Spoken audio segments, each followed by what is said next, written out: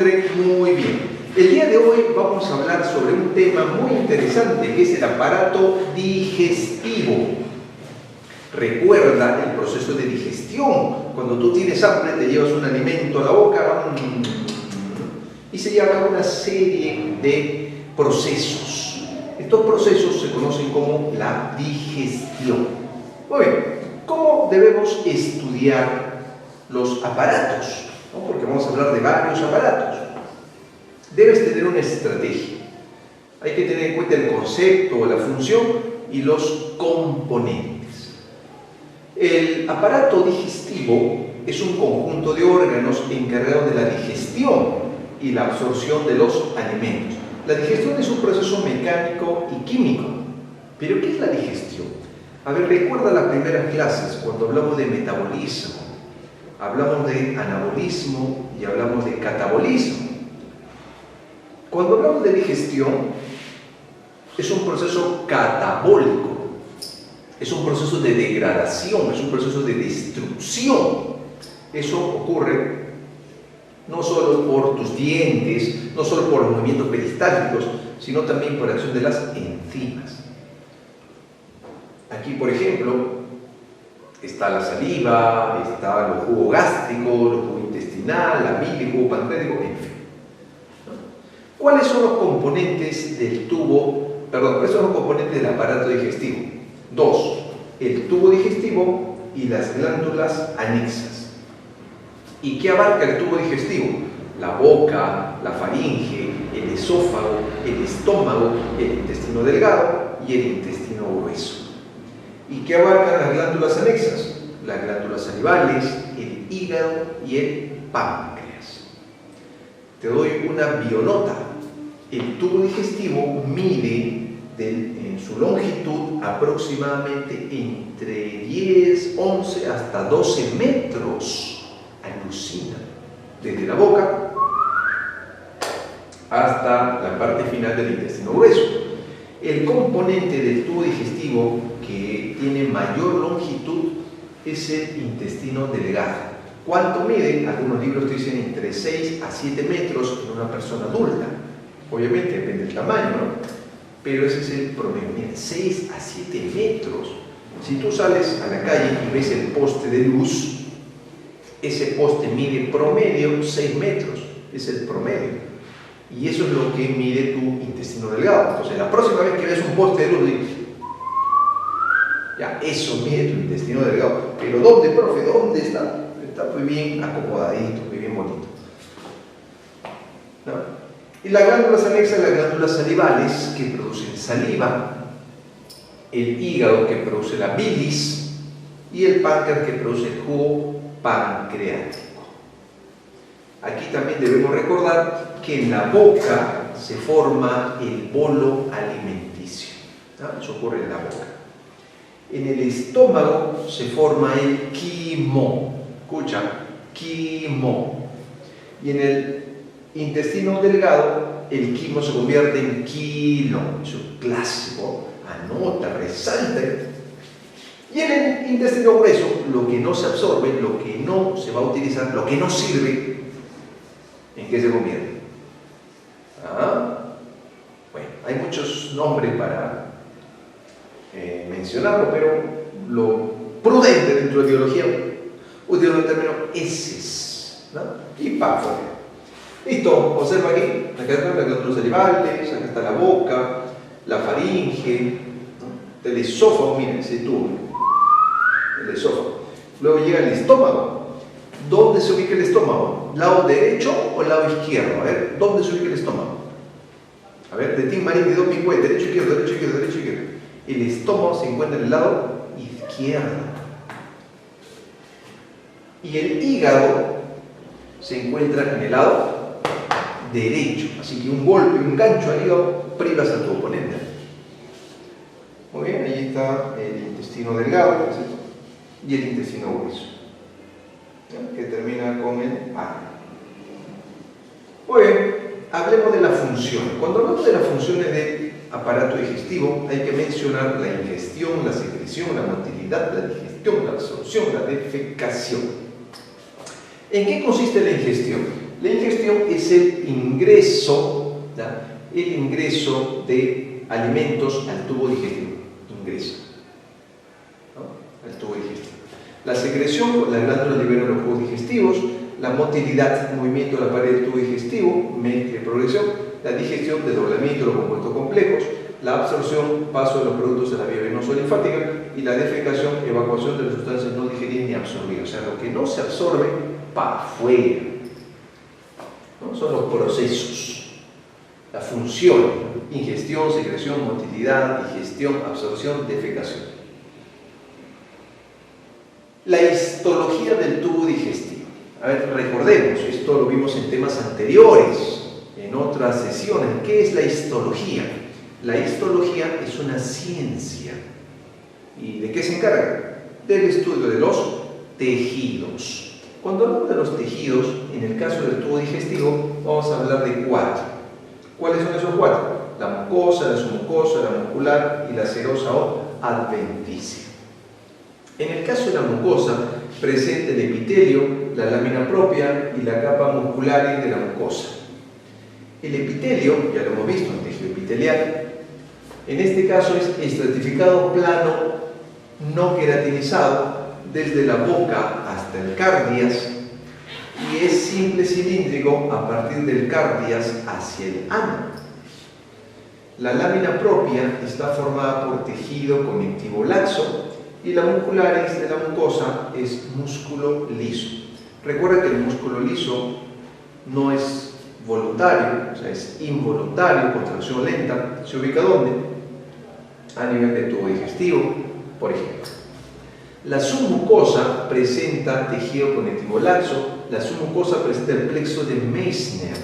El plexo de Meissner controla las secreciones. Secreciones glandulares. Las glándulas producen secreciones para la digestión. Luego, en la capa muscular, ¿ya? Hay 2 capas de tejido músculo liso, la circular interna, CI, y la longitudinal externa, LE. Se le llama CILE de manera común. Entre ambas está el plexo mientérico o plexo de Auerbach. Bueno, Auerbach se escribe, pero se debe pronunciar correctamente Auerbach. Bueno, Auerbach, así que no problema, ¿ya? Que controla los movimientos peristálticos. Recuerda, Auerbach se encarga del movimiento y Meissner se encarga de la secreción. Estas preguntas, esta partecita se ha tomado en exámenes. La fija, nota. ¿Ya? Y la capa serosa o adventicia está por encima del diafragma. Adventicia, ¿ya? Hacia arriba del diafragma. ¿Y qué cosa es el diafragma propio? El diafragma es el músculo que tenemos acá, forma de cúpula, que separa esta zona, la zona del tórax, con la zona abdominal. ¿Ya? Acá tienes el diafragma. Es el principal músculo inspirador. El diafragma. Entonces, del diafragma hacia arriba se tiene lo que se denomina la adventicia, que solo es tejido conectivo. Y del diafragma hacia abajo se le llama serosa. Tiene tejido conectivo y tiene mesotelio. Acá hay una capita que recubre tus vísceras que se llama el peritoneo. Acá, también permite. Entonces recuerda, mucosa, submucosa, muscular, serosa o adventicia. Empecemos con la boca. En la boca se inicia la digestión. En la boca se forma el bolo alimenticio. En la boca, el principal componente relacionado con la digestión, porque hay muchas partes que tiene la boca, pero el principal son los dientes. ¿Y por qué es importante esto? Porque los dientes participan en la trituración, participan en la masticación. Los dientes son de origen epidérmico, se ubican en los alvéolos dentarios de los maxilares. Un diente tiene 3 partes: la corona, el cuello y la raíz. La corona es la parte visible, es la parte que interviene en la masticación. Esa es la corona. El cuello es la parte que está a nivel de la encía y la raíz es la parte que se inserta allí en el alvéolo dentario. A ver, vamos con los dientes. ¿Qué más? ¿Cuáles son los tipos de dientes? Mencionamos 4 tipos: incisivos, caninos, premolares y molares. ¿Y para qué sirven los incisivos? Los incisivos sirven para cortar los alimentos. Los caninos sirven para desgarrar. Cuando comes carnecita, tu parrillada, ¿no? Jalas con qué dientes, con los caninos, ¿no? Lo que sea hincha pues de los vampiros, ¿no? De Crepúsculo, los caninos. Los premolares y los molares, que son los posteriores, se encargan de moler y triturar. Por ejemplo, imagina que te antoja comer una fruta, un plátano. Agarras el plátano, muerdes. ¿Con qué parte de tu boca, con qué diente cortaste el plátano? Con los delanteros. Entonces, si los delanteros sirven para cortar, ¿qué tipo de dientes son? Incisivo, ¿eh? El plátano, ¿no? Carnecita, caninos, jala, caninos. Si consumes, por ejemplo, no sé, te gusta el maní, te gustan las almendras, moler y triturar, ¿no? Premolares y molares. Tipos de dentición, hay dos tipos de dentición, la dentición temporal y la dentición permanente. La temporal también recibe el nombre de decidual, o también se le llaman dientes de leche. Aquí, de niños, nosotros tuvimos 20 dientes. Recuerda que los primeros dientes salen más o menos a los 6 meses. Más o menos, 6 meses. Y luego cambiaste de dientes y aparecieron tus dientes permanentes o definitivos. ¿A qué edad aparecen los dientes permanentes o definitivos? Más o menos a los 6 años. Recuerda, 6 meses aparecieron los primeros dientes y 6 años cambias de dientes. Obviamente esto toma bastante tiempo, no es de un año al otro, son varios años.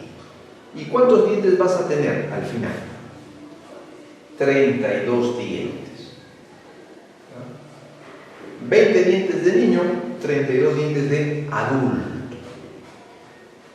Aquí, en un ratito vamos a ver, intervienen los que se llaman, las que se llaman muelas del juicio, ¿no? Las muelas del juicio.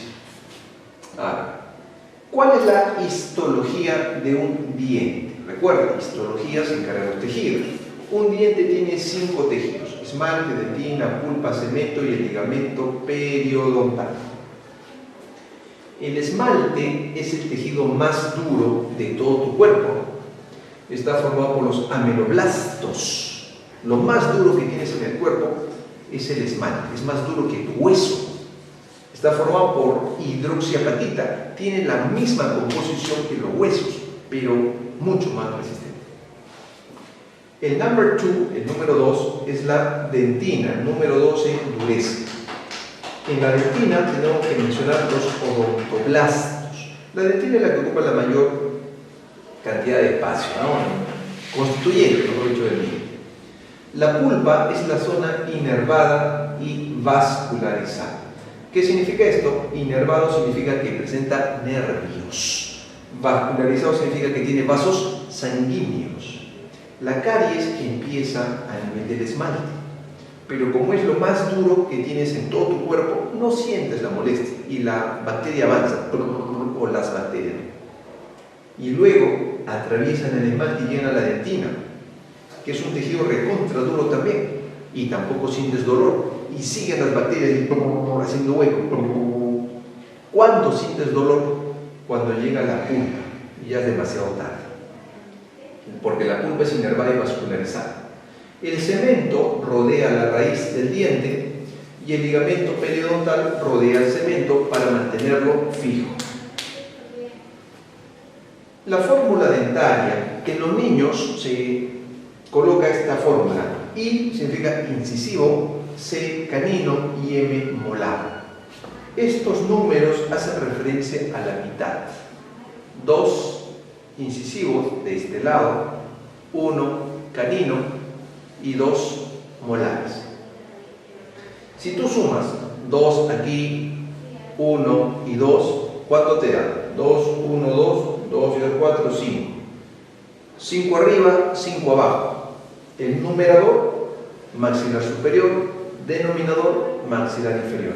10 en este lado y 10 en el otro lado son los 20 dientes que tiene un niño. En el caso de los adultos, incisivo 2, canino 1, premolar 2 y molar 3.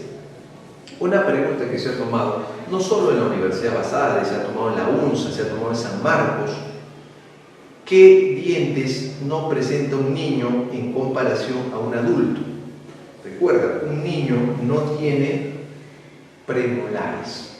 Eso se ha tomado, UNSA, San Marcos, la U Basada. ¿Ya?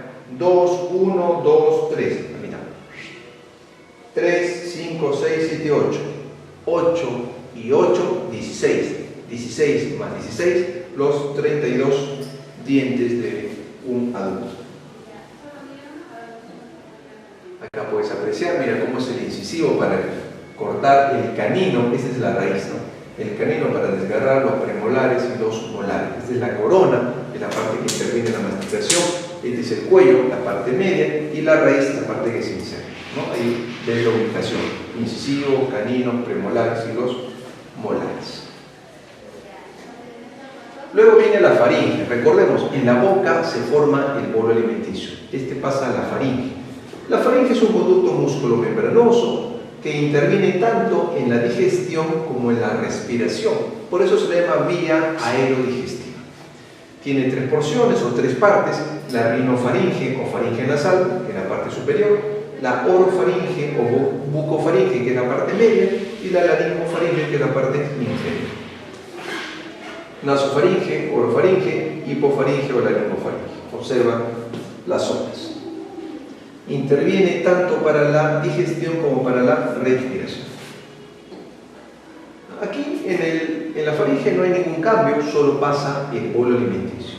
¿A dónde pasa? Al siguiente componente, que es el esófago. El esófago es un tubo muscular, ¿no? Es un tubo muscular. Acá tampoco hay ningún cambio. El bolo alimenticio formado en la boca simplemente pasa y pasa, nada más. Aquí se presentan unos movimientos especiales que se llaman los movimientos peristálticos. Recuerda que todo lo que se relacione con músculo, M de músculo, se relaciona con M de movimiento. Entonces aquí tenemos movimientos peristálticos. Se encuentra por delante de la columna vertebral, detrás de la tráquea, tiene una longitud de 22 a 25 centímetros y tiene 3 porciones: cervical, torácica y abdominal. Ahí puedes apreciar la capa muscular y avanzamos y llegamos al estómago. Aquí sí nos detenemos un ratito porque en el estómago se van a presentar una serie de cambios. El bolo alimenticio se convierte en quimo. Escucha, el bolo alimenticio se convierte en quimo por acción de los jugos gástricos. ¿Ya? Los jugos gástricos intervienen. Los jugos gástricos tienen como principal componente el ácido clorhídrico. El estómago tiene forma de J, de 1000 a 1500 mililitros de capacidad, delimita con el esófago por el cardias y con el intestino delgado mediante el pilo. Se ubica debajo del diafragma. ¿En qué lado? Se ubica en el lado izquierdo. ¿Ya? Acá podemos ver las partes: cardias, fondo, cuerpo y el antro o antropiloide, ¿no? Porque comunica con el pilo. ¿No? Entonces el cardias es lo que lo comunica con el esófago. El fondo, en la parte superior, se le llama cámara de gases, se le llama fundus, ¿no? Tiene que estar vacío, tiene que tener un espacio libre para que se pueda homogeneizar todo el alimento. El cuerpo en la parte bucoalveolar y el antro pilórico en la parte final, ¿no? En el estómago se encuentran glándulas, las cardiales, las fúndicas y las pilóricas. Las cardiales se relacionan con el cardias. Cuando hablamos de cardias hablamos de secreción de moco. Este mucus permite proteger la mucosa, ¿no?, del ácido clorhídrico. Las glándulas fúndicas a nivel del fondo y del cardias, cardias del fondo y del cuerpo, las células parietales, las células principales, las células musígenas. Las parietales producen ácido clorhídrico. Recuerda, parietal también recibe el nombre de oxíntica. La principal también recibe el nombre de zimógena. A veces te preguntan por el otro nombre. La parietal produce HCl, que es ácido clorhídrico, y produce el factor intrínseco. Este factor intrínseco permite la absorción de la vitamina B12. Las células principales producen pepsinógeno. El pepsinógeno, por acción del ácido clorhídrico, se convierte en pepsina y la pepsina actúa sobre las proteínas. Las células musígenas producen mucus. Este mucus protege, ¿ya?, la mucosa del ácido clorhídrico si tú no has comido.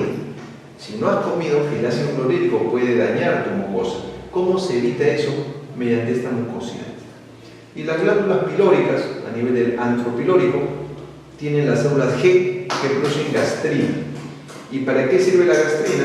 La gastrina estimula la producción de ácido clorhídrico.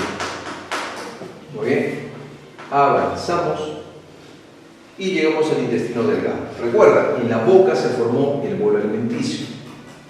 En el estómago se formó el quimo, por acción del jugo gástrico.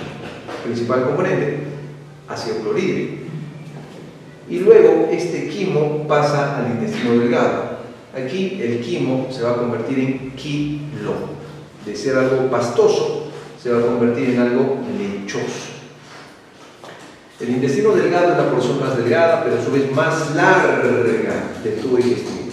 7 a 8 metros de largo, de 2,5 más o menos los centímetros de diámetro. Se dobla sobre sí mismo entre 14 y 16 vueltas, formando las asas intestinales, yeyuno e ileón. Se fija la cavidad abdominal por medio del mesenterio, que es el peritoneo visceral. Delimita con el estómago a través del píloro, en la parte final, recuerda, y delimita con el intestino grueso a través de la válvula ileocecal. O sea, entre el intestino delgado y el grueso tienen la válvula ileocecal o barrera de boticarios, también se llama. ¿Cuáles son las partes del intestino delgado? El duodeno, el yeyuno y el ileón. El duodeno participa en la digestión, el yeyuno y el ileón en la absorción. Son las tres partes que presenta el intestino delgado. Entonces recuerda, aquí se forma ¿qué cosa? El quilo. Y luego se va a absorber a través de las vellosidades intestinales. Y las vellosidades intestinales presentan las microvellosidades. ¿Qué glándulas encontramos en el intestino delgado? Las de Lieberkühn y las de Brunner. Recuerda esto, porque se ha preguntado también muchas veces. Las de Lieberkühn secretan jugo intestinal, ¿no?, que contiene agua, iones, enterocinasas, dextrinasas, maltasas, sacaras. Esto se llama disacaridasas. Presenta las células de Paneth que secretan lisozima, esto es un bactericida. Las células de Paneth también pueden realizar fagocitosis. La glándula de Lieberkühn se relaciona con el, recuerda, el jugo intestinal, ¿no? Este es un jugo alcalino, ¿no?, porque presenta bicarbonato. Las glándulas de Brunner secretan mucus de función lubricante y antiácido, ¿no? Y presenta también las placas de Peyer, que a nivel del ileón, ya recuerda que son tres partes del intestino delgado, duodeno, yeyuno, ileón. A nivel del ileón, allí la placa de Peyer, que son nódulos linfoides, contienen linfocitos para evitar el ingreso de bacterias. O sea, tiene una función de defensa. ¿Ya? Cuando hablamos de qué? De la placa de Peyer del intestino delgado. Observa aquí, acá están las vellosidades intestinales. ¿Para qué sirven las vellosidades intestinales? Para la absorción. La mayor parte de la absorción se lleva a cabo acá en el intestino delgado. Aquí culmina la digestión. La mayor parte de la digestión ocurre en el estómago y se absorbe un poquito, pero acá ocurre la mayor parte de la absorción. Y luego pasa al intestino grueso. Se absorbió en el intestino delgado. Lo que no se absorbe pasa al intestino grueso. Es la porción terminal del tubo digestivo, va desde la válvula ileocecal hasta el esfínter anal. Mide más o menos 1,5 metros, 1,60 m, ¿no? Entre 1,40 m, 1,80 m es lo que mide el intestino grueso, y tiene 4 partes: ciego, colon, recto y ano. Quizás has escuchado de este término apéndice. ¿Sí? ¿Han escuchado el apéndice? Quizás algún pariente ha sido operado del apéndice. El apéndice se relaciona con el ciego. El apéndice es como una bolsita, ¿no? Ahí que se ubica en el lado derecho, fosa ilíaca derecha, ahí. Luego del ciego sigue el colon. El colon tiene segmentos, tiene un colon ascendente, un colon transverso, un colon descendente y un colon iliopélvico o sigmoides. Dentro del colon, o a nivel del colon, sobre todo el colon ascendente, se empieza a absorber agua. Recuerda que el agua es muy importante. Si tú no tomas agua, tu cuerpo va a exprimir tus heces, porque necesita agua y no se puede eliminar el agua si no estás tomando agua. A nivel del colon ascendente se absorbe, se reabsorbe, sería el término, reabsorbe el agua. Luego se van formando las heces, a nivel colon ascendente, transverso y descendente. En el recto se almacenan las heces y por el ano para afuera, ¿no? Entonces recuerda esto. Acá se forman las heces, acá se almacenan y por aquí salen, ¿no? Para afuera. Listo. Y ahora hablamos de las glándulas anexas. Recuerda que las glándulas anexas son 3: las glándulas salivales, el hígado y el páncreas. Las glándulas salivales se clasifican en glándulas salivales mayores y glándulas salivales menores. Estas 3, que son las más importantes, son las glándulas salivales mayores. ¿Ya? Son las más importantes, son las que te preguntan en los exámenes, son las que producen el 95% de la saliva. ¿Ya? Y las menores producen el otro 5%. Pero estas son las fijas, ¿eh? Vamos a priorizar. Las parótidas, las submaxilares y las sublinguales. Las parótidas producen alrededor del 20% del total de la saliva. ¿Cómo te preguntan en un examen? Te preguntan por porcentaje y te preguntan por el conducto. ¿Cuál es el porcentaje? 20%. ¿Cuál es el conducto? Sten. Una saliva de tipo seroso, ¿no? Por el conducto de Sten. ¿Dónde se ubica? Debajo del lóbulo de la oreja. Cuando las parótidas se inflaman, se llama parotiditis, más conocido como papeles. ¿No? Aquí. Entonces, porcentaje y conducto. Anota. Porcentaje y conducto es lo que tienes que saber de tus glándulas salivales. Las submaxilares producen el 70% del total de la saliva, se ubican debajo del ángulo maxilar inferior, elaboran saliva de tipo seroso mucoso y el conducto se llama Wharton, conducto de Wharton. Las sublinguales producen 5% debajo de la lengua y la saliva es mucosa y el conducto se llama Ribinoso-Bartholin. Recuerda, porcentaje y conducto. Y listo. La saliva tiene un levemente ácido, o sea, casi neutro, depende de las personas. Hay personas que tienen un pH alcalino, hay otras que tienen pH ácido, depende de qué comes. Lo usual es que sean neutros, 7. 99,5% es agua, 0,5% son solutos, presenta iones. El cloro o cloruro activa la amilasa salivar, que es una enzima que se encuentra en la saliva. El bicarbonato, los fosfatos amortiguan los alimentos ácidos que entran a la boca. El hígado es la glándula más voluminosa y pesada de todo el cuerpo. El hígado se ubica en el lado derecho. Pesa entre 1,5 kg a 1,8 kg. ¿Sabes? Tu cerebro pesa 1,100 kg, 1,2 kg nada más. El hígado pesa 1,5 kg, 1,8 kg, imagínate. El hígado es recontra importante, ¿sabes? Tiene un color rosado castaño de consistencia blanda. ¿Cuál es la principal función del hígado dentro del punto de vista digestivo? La producción de la bilis. Produce la bilis, la cual es transportada por el conducto colédoco hasta llegar al duodeno a la ampolla de váter.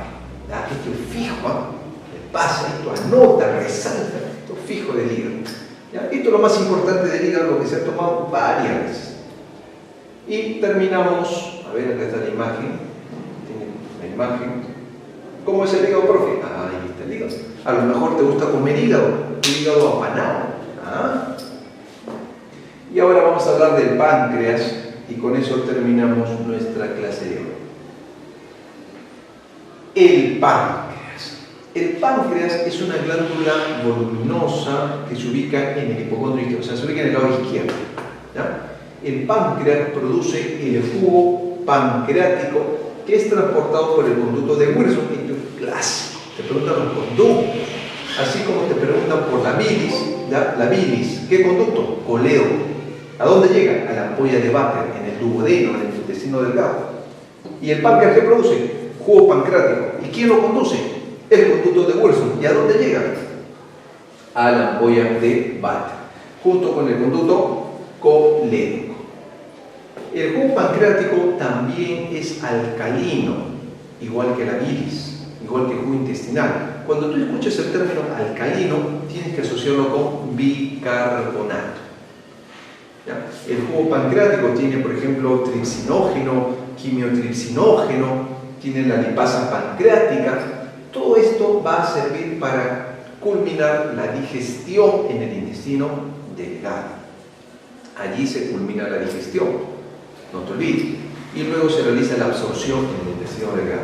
Entonces el páncreas es recontra importante, junto con el hígado, junto con las glándulas salivales, para la producción de todas sus secreciones. ¿No? A ver, para terminar, repasemos. Aparato digestivo ha sido el tema del día de hoy. ¿Qué tienes que saber? Su función y sus componentes. Función, digestión, que es un proceso catabólico. Componentes son dos, el tubo digestivo y las glándulas anexas. ¿Cuáles son los componentes del tubo digestivo? La boca, la faringe, el esófago, el estómago, el intestino delgado y el intestino grueso. ¿Y cuáles son las glándulas anexas? Las glándulas salivales, el hígado y el páncreas. Y lo último, ¿dónde se forma el bolo alimenticio? En la boca. ¿Dónde se forma el quimo? En el estómago. ¿Dónde se forma el quilo? En el intestino delgado. De todas las glándulas salivales, la que produce la mayor cantidad de saliva, es también así, fija la mayor cantidad de saliva, la submaxilar, 70%. Conducto, cuarto. ¿Y páncreas qué produce? ¿Qué produce el páncreas? Jugo pancreático. ¿Y qué produce el hígado? La bilis.